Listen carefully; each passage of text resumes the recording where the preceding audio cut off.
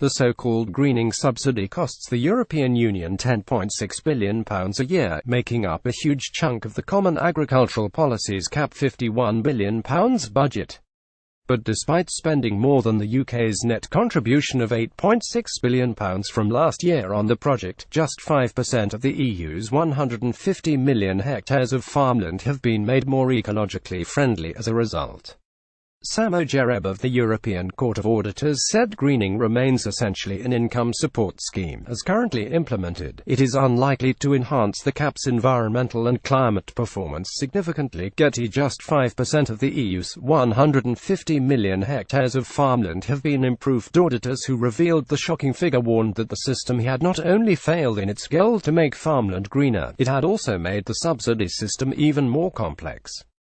The policy provides any EU farmers with more than 10 hectares of land an average of £70 per hectare to protect water and animal habitats, conserve grassland and diversify crops.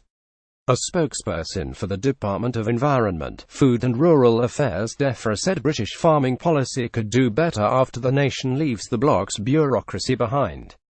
They said the Common Agricultural Policy has been inefficient, ineffective and environmentally harmful, and leaving the EU is a golden opportunity to free our farmers.